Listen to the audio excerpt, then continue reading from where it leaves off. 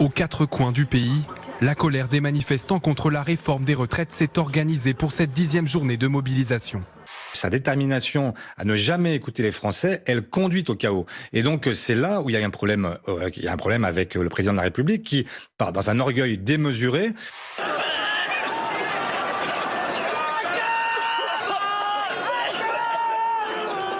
Si jamais on est directement gazé par du gaz lacrymogène, on peut avoir évidemment plein de symptômes puisque ça va tout simplement provoquer des brûlures avec de l'irritation au niveau des yeux, on le comprend assez facilement, une production de mucus et de larmes, on a les yeux qui coulent.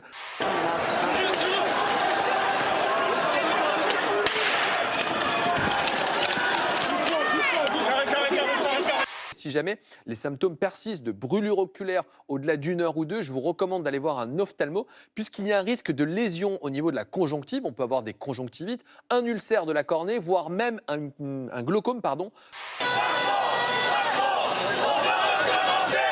faut prendre un mois et demi pour demander à 1, 2, 3 personnes de faire de la médiation, de la conciliation, d'aller voir les différentes parties en disant « Vous voulez quoi ? Vous voulez quoi sur le travail ?» Qu'elle s'en aille, elle et sa réforme.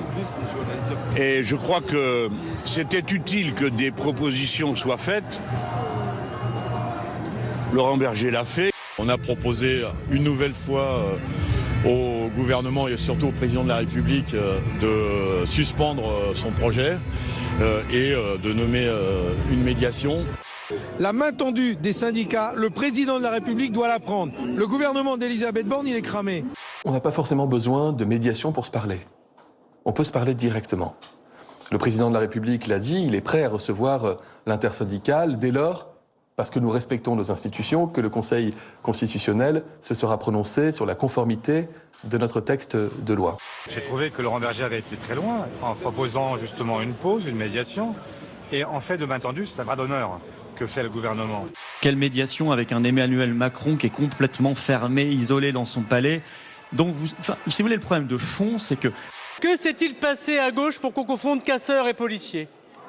Que s'est-il passé à gauche pour qu'on n'ait pas un mot dans une question d'actualité pour penser à tous ces policiers et ces gendarmes qui sont blessés?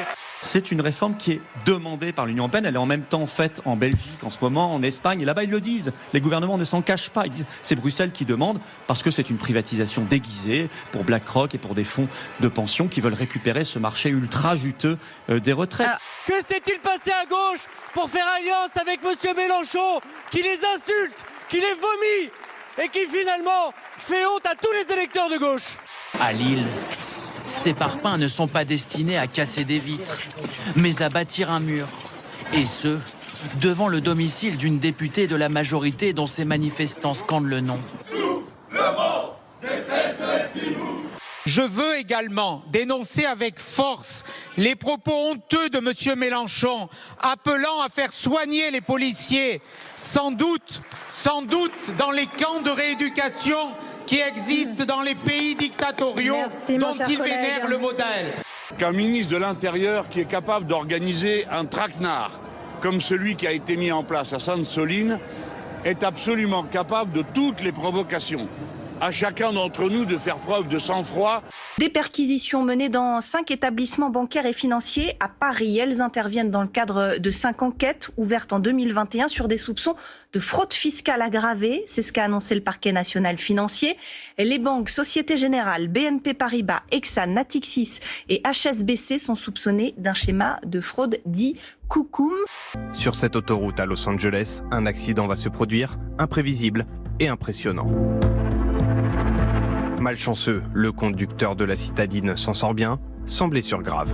La technique du koum-koum, c'est en fait un aller-retour d'action entre un actionnaire étranger et un intermédiaire, en l'occurrence une banque. Et cet aller-retour d'action, eh bien, il permet d'éviter de payer la taxe sur les dividendes.